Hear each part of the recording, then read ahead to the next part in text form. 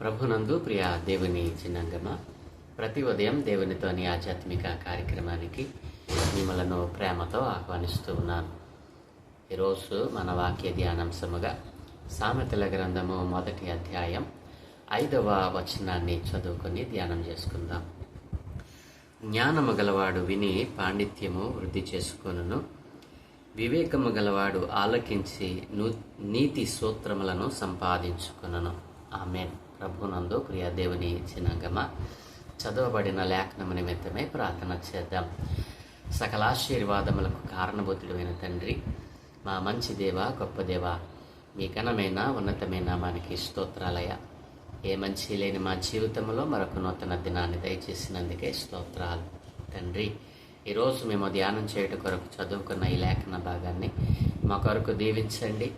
ఈ లేఖన భాగముల నుండి కొన్ని ఆత్మీయ పాఠాలు మీరే మాకు బోధించి నేర్పించమని యేసయ్య పరిశుద్ధ నామమున ప్రార్థించి వేడుకుంటూ ఉన్నాము తండ్రి. ఆమేన్. ప్రభునందు ప్రియ దేవుని చిన్నంగమ, నిన్నటి దినాన సామెతల గ్రంథమును దాని ఉపోద్ఘాతమును మనం ధ్యానం చేశాం. సామెతలు ఎందుకు ఉపయోగపడతాయి అనంటే, మరి జ్ఞానమును ఉపదేశమును అభ్యసించటానికి, వివేక సలాపములను గ్రహించటానికి, నీతి న్యాయ యథార్థతలను అనుసరించుటయందు బుద్ధి కుశలత మరి ఇచ్చు ఉపదేశం పొందటానికి, జ్ఞానం లేని వారికి బుద్ధి కలిగించుటకు, యవనులకు తెలివియు వివేచనకు పుట్టించుటకు తగిన సామెతలు అని నిన్నటి దినాన మనం ధ్యానం చేశాం. జ్ఞానం లేని వారికి బుద్ధి కలిగిస్తుందట ఈ సామెత అనేటువంటి మాట. ప్రియదేని పిల్లారా, మరి మామూలుగా మనం నవ్వుకుని వదిలేస్తూ ఉంటాం. చాలా సామెతలు ఈ లోకంలో ఉన్నాయి. ఆ సామెతలు ఏమిటంటే, పెద్దలు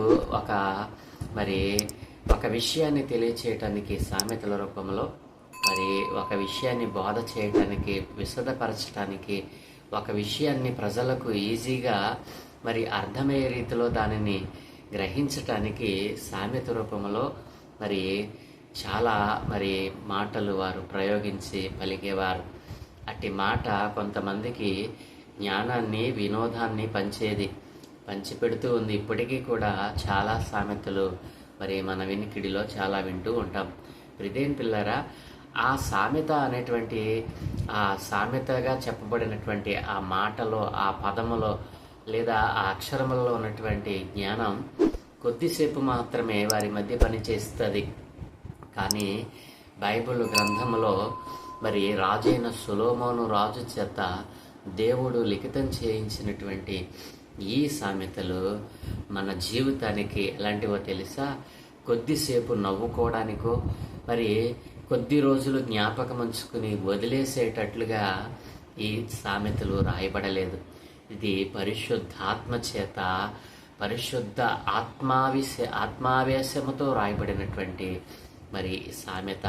ఈ సామెత ప్రతి వారి జీవితంలో ఏం చేస్తుందంటే, వారి జీవితాలను ఎలా కట్టుకోవాలో, వారి జీవితంలో ఎలా నడవాలో, ఎలా మాట్లాడాలో, ఎలా ప్రవర్తించాలో మన జీవితానికి సరిపోయినంత మరి విషయము దేవుడు ప్రతి సామెతలో పొందుపరిచాడు. నా ప్రియ దేవుని పిల్లలారా, అలాగుననే ఈరోజు మనం చదువుకున్నటువంటి వచనంలో కూడా అదే సారాంశము, అదే సారము మనం మరి తీసుకోవచ్చును. ప్రియదేని పిల్లరా, ఈరోజు మనం చదువుకున్నటువంటి లేఖన భాగంలో మరి ఎంత శ్రేష్టమైనటువంటి మరి సామెతలుగా, ఎంత శ్రేష్టమైనటువంటి మాటను ఇక్కడ ఉపయోగించాడు. జ్ఞానము గలవాడు విని పాండిత్యము వృద్ధి చేసుకుంటాడంటండి. ఇక్కడ ఈ వచనములో ఇద్దరు వ్యక్తులు ఉన్నారు. ఒక ఆయనేమో జ్ఞానము గలవాడు, మరొక ఆయనేమో వివేకము గలవాడు. ప్రియదేని పిల్లరా, ఈ జ్ఞానము గలవాడు విని పాండిత్యము వృద్ధి చేసుకుంటాడంటండి. జ్ఞానము గలవాడు వినటం ఎందుకు ప్రశ్న వేసుకుంటే, అసలే జ్ఞానవంతుడు. ఆ జ్ఞానం గలవాడికి మళ్ళీ వినేటువంటి అవకాశం ఎందుకు? ప్రియదేని పిల్లరా, మరి వినేటువంటి మనస్సు ఎవరు ఎలా వినాలి, ఎట్లా వింటే మరి ఒక మాట మనకు విశదమవుతుంది, ఎలా వింటే మరి ఒక విషయము మనకు బోధపడుతుంది అని అంటే, జ్ఞానము కలిగిన వాడు విన్నట్లుగా మనం వింటే మరి మనకు ఆ విషయం బోధపడుతుంది. మరి జ్ఞానం లేనివాడు కూడా వింటాడు, కానీ ఏ విధమైన ఉపయోగాన్ని వాడు పొందుకోడు. కానీ జ్ఞానము గలవాడు వింటేనటండి మరి తన పాండిత్యము వృద్ధి చేసుకుంటాడంట. పాండిత్యము అని అంటే ఏమిటి? ఒక విషయంలో పరిపూర్ణమైనటువంటి జ్ఞానాన్ని సంపాదించటం, మరి ఒక విషయం మీద పరిపూర్ణమైనటువంటి సంపూర్ణ మరి అవగాహనను పెంపొందించుకోవటమే పాండిత్యం వృద్ధి చేసుకోవడం అంటే. నా ప్రియ దేవుని పిల్లలారా, ఈ రోజున దేవుడు పరిశుద్ధ గ్రంథాన్ని మనకిచ్చి, ఆ గ్రంథంలో మన జీవితానికంటే, మన జీవితం సరిపోనంతకంటే ఎక్కువ జ్ఞానాన్ని, వివేచనాన్ని, మరి తన బోధలను, ఉపదేశాలను మరి పరిశుద్ధ గ్రంథంలో లిఖితం చేశాడు. ఈ పరిశుద్ధ గ్రంథాన్ని మరి నిత్యము మనం ధ్యానం చేసినప్పుడు, నిత్యము దానిని సమీపించినప్పుడు, దానిలో ఉన్నటువంటి ప్రతి పదాన్ని మనం దేవుని పాదాల చెంత కనిపెడుతూ మరి అర్థం చేసుకుంటూ, దేవుడిచ్చిన జ్ఞానంతో, దేవుని ఆత్మజ్ఞానంతో మనం దానిని జ్ఞానం చేసినప్పుడు, ఆ మాటలో, ఆ పదములో దేవుడు దాచి ఉంచినటువంటి మేలులు, ఆశీర్వాదాలు మనం గ్రహించగలం. ఈ పని ఎవరు చేయగలుగుతాడు అని అంటే జ్ఞానము కలిగిన వాడు మాత్రమే. మరి జ్ఞానము ఎవరిస్తారు అని అంటే అది కూడా దేవుడే చెప్పాడు. యాకోబు 1:5 దేవుడు అన్నాడు కదా, మీలో ఎవరికైనా జ్ఞానము కొదువుగా ఉన్న ఎడల నన్ను అడగవలెను అన్నాడు దేవుడు. అంటే మరి సర్వజ్ఞాని అయినటువంటి దేవుడు, మరి జ్ఞాన సంపదలు మరి అన్నీ కూడా ఆయన దగ్గర గుప్తముగా పెట్టుకున్నటువంటి దేవుడు, సర్వజ్ఞాని అయినటువంటి దేవుడు ఏమంటున్నాడు తెలుసా? నీకు జ్ఞానం ఇస్తాను, నీవు పరిశుద్ధ గ్రంథాన్ని చదువు, నా ఉపదేశాన్ని విను, నీకు జ్ఞానం ఇస్తాను. నా కుమారుడా, నా కుమార్తె, నా ఉపదేశాన్ని త్రోసివేయకు, నా మాటను మరి పెడచెవిన పెట్టొద్దు, నా మాట విని నా మాట ప్రకారం జీవించు, నీకు జ్ఞానం ఇస్తాను, వివేచన ఇస్తానని దేవుడు తన పరిశుద్ధ గ్రంథములు అనేక మారులు మన కోసం రాయించాడు. నా ప్రియ దేవుని జనాంగమా, మరి దేవునిని ఇలాంటి జ్ఞానవంతుడైనటువంటి దేవుణ్ణి, జ్ఞానమునకు కర్త అయినటువంటి దేవుణ్ణి విడిచిపెట్టి ఈ లోకంలో ఉన్న పనికి మాలిన జ్ఞానమంతటిని సంపాదిస్తూ ఉన్నాం, కానీ దేవుడిచ్చే జ్ఞానమును మనం పొందుకోలేకపోతా ఉన్నాం. కాబట్టి జ్ఞానము కలిగిన వాడు ఏం చేస్తాడనంటే, దేవుడిచ్చినటువంటి ఆ జ్ఞానాన్ని పొందుకోవాలని, ఆ జ్ఞానము మరి నాకు వచ్చింది కదా అని చెప్పి ఊరుకోడంటండి. ఏం చేస్తాడంట? ఇంకా దేవుని మాటలు వింటూ, దేవుని ఉపదేశాలు వింటూ తన పాండిత్యాన్ని అంతకంతకు వృద్ధి చేసుకుంటాడంటండి. ప్రిదేన్ పిల్లల అజ్ఞాని వింటాడు, కానీ వానిలో ఏ విధమైన ఎదుగుదల ఉండదు. మనం చూస్తాం, చాలామంది మరి జ్ఞానవంతులమని, వివేకవంతులమని, నాకు మరి ఎవరో సాటి లేరని చెప్పి విర్రవీగిన వారు అనేక మంది ఈ లోకంలో భూమి మీద లేకుండా పోయారు. నా ప్రియ దేవుని పిల్లలారా, చాలామంది చాలా రకాల జ్ఞానాలను బయట పెట్టుకున్నారు. వారి జ్ఞానాన్ని బయటపెట్టి ప్రపంచానికి మేమేదో తెలియపడాలని చెప్పి విర్రవీగారు. వారెవ్వరూ కూడా భూమి మీద లేరు. కానీ ఒక విషయం మీకు చెప్పనా, ఈ రోజున మనం అనుభవిస్తున్నటువంటి ఈ భోగభాగ్యాలు అంటే మనకు ఉపయోగపడేటువంటి అనేక కొత్త వాటిని కనిపెట్టి మరి వారు దేవునిలో తమ్మును తాము సంపూర్ణ జ్ఞానవంతులుగా ప్రూవ్ చేసుకున్న వారు చాలామంది ఉన్నారండి.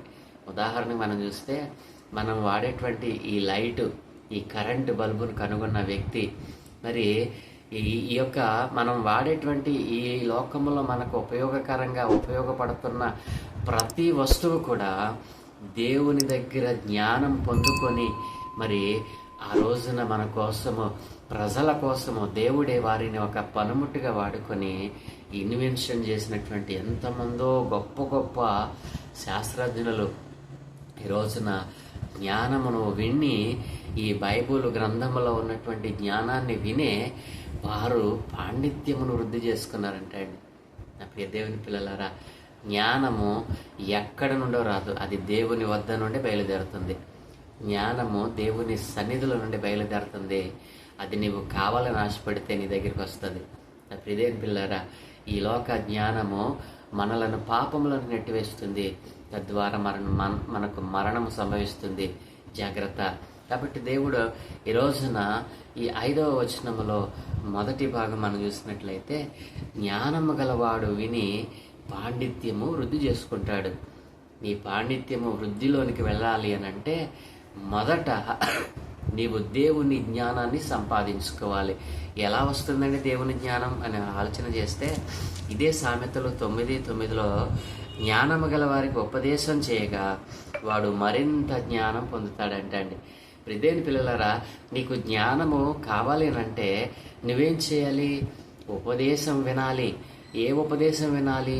దైవ సంబంధమైన సత్యవంతుడైన నిజదేవుని యొక్క ఉపదేశాన్ని నువ్వు విన్నప్పుడు జ్ఞానవంతుడు ఏం చేస్తాడంట, మరి జ్ఞానం లేని వాడికి ఆ ఉపదేశము జ్ఞానాన్ని అందిస్తుందంట. అంటే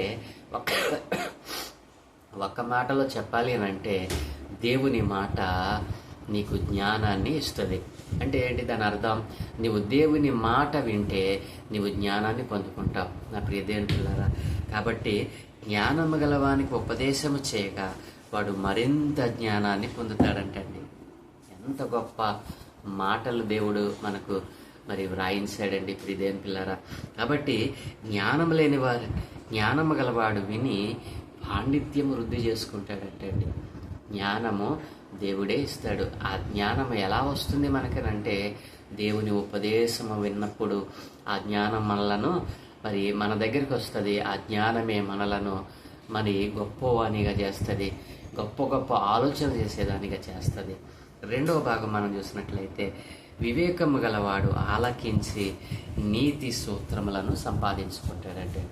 వివేకం కలిగిన వాడు, ఇందాకేమో జ్ఞానవంతుడు విని పాండిత్యం వృద్ధి చేసుకుంటే, వివేకం కలిగిన వాడు ఏం చేస్తాడంట, ఆలకించి నీతి సూత్రములను సంపాదించుకుంటాడంటే.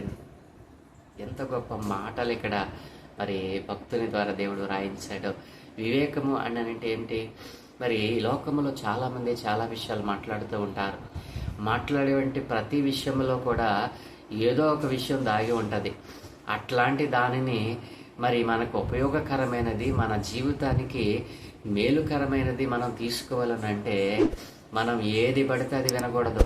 ప్రియదేని పిల్లరా, ఇందాక మనం చదువుకున్నట్లుగా 9:9లో జ్ఞానము గలవాడు విని ఉపదేశం విని మరింత జ్ఞానాన్ని పొందుకుంటాడు.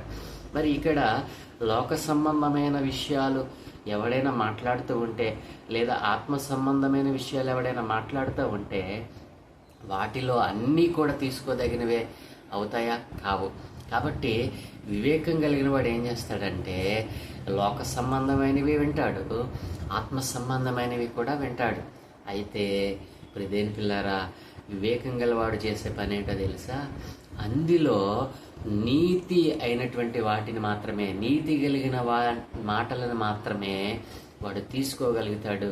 ప్రియదేని పిల్లరా, లోక సంబంధమైనవి, దేవునికి విరుద్ధమైనవి ఏవి కూడా వాడు మరి లెక్కలోనికి తీసుకోడు. కాబట్టి వివేకం కలిగిన వాడు ఆలకించి నీతి స్తోత్రములను సంపాదించుకుంటాడంట. అంటే దాని అర్థం, నీతి కలిగిన దేవుని ఉపదేశం వింటే మనకేం దొరుకుతాయంటండి?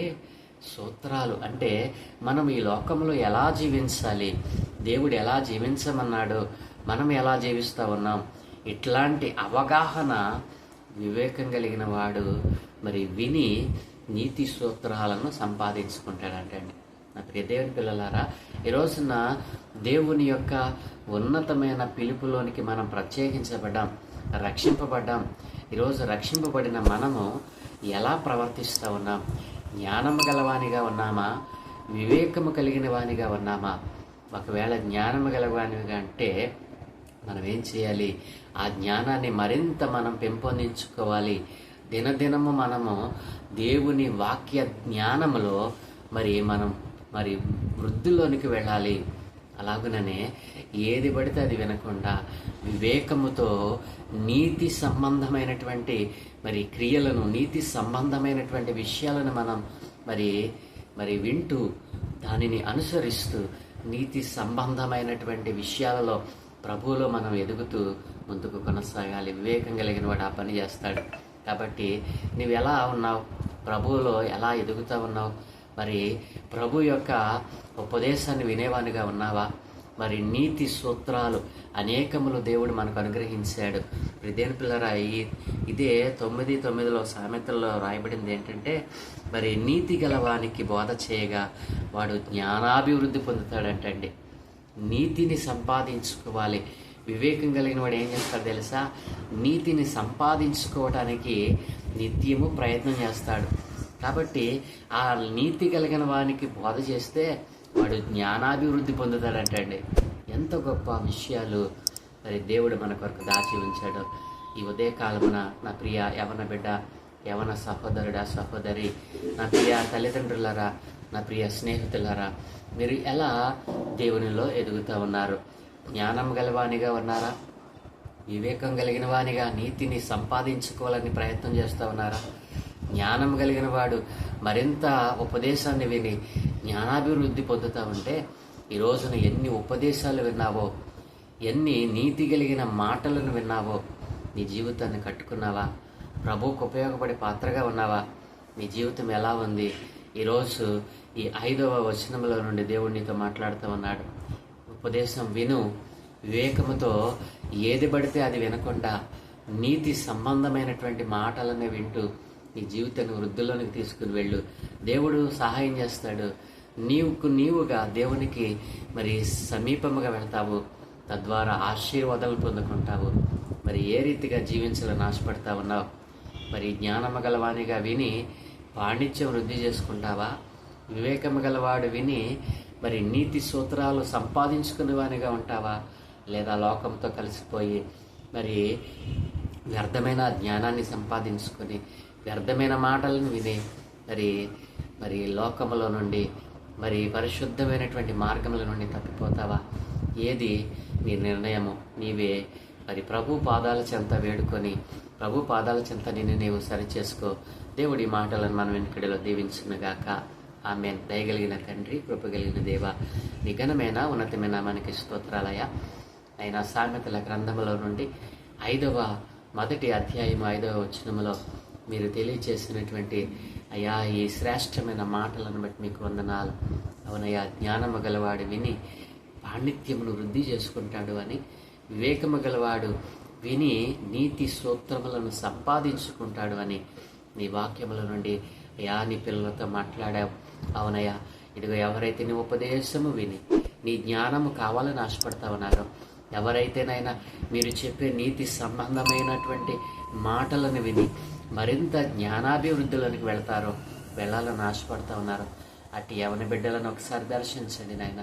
ఈ రోజున ఈ లోక జ్ఞానముతో అయా తమ జీవితాలను, హృదయాలను, తమ మనసులను చెడగొట్టుకొని అయా అపవిత్రమైపోతున్నటువంటి యవన బిడ్డలను, యవన కుమార్తెలను మీ చేతులకు అప్పగిస్తూ ఉన్నాను. అయా ఇదిగో మీ జ్ఞానమును పొందుకొని అయా జ్ఞానాభివృద్ధి చేత వివేకముతో ప్రతి సమస్యను ఎదిరించటానికి అయా మీరే సహాయం చేసే గొప్ప దేవుడు అని అందరూ అంతటా గ్రహించి నాయన ఇదిగో తండ్రి, మీ నామమును ప్రకటించటానికి అనేక మంది జ్ఞానవంతులను, వివేకవంతులను లేపమని అయా ఇదిగో తండ్రి, అంత్యకాలంలో మేమన్నాం. అంత్యకాలంలో నశించిపోతున్నటువంటి ప్రజల మధ్య మేము జీవిస్తూ ఉండగా ఒక బలమైన పాత్రలుగా మేము తయారు కావడానికి మీ జ్ఞానమును, వివేకమును, మీ వాక్యమును వినేటువంటి మనస్సును ప్రతి ఒక్కరికి అనుగ్రహించి మీ ఉపదేశాలను విని విడిచిపెట్టేవారిగా కాకుండా మీ ఉపదేశానుసారము జీవించే బ్రతుకు నాయన అందరికీ అంతటను దయచేసి మీ రాజ్య సువార్తలో అందరినీ ఒక పనిముట్లుగా వాడుకోమని ఈ దినమే చేయ పనులన్నింటినీ కనుదృష్టి ఉంచి మీ దోతల కాపుదలు అనుగ్రహించి మీరే మహిం పొందుకోమని యేసయ్య పరిశుద్ధ నామమున ప్రార్థించి వేడుకుంటూ ఉన్నాము తండ్రి. ఆమేన్, ఆమేన్, ఆమేన్.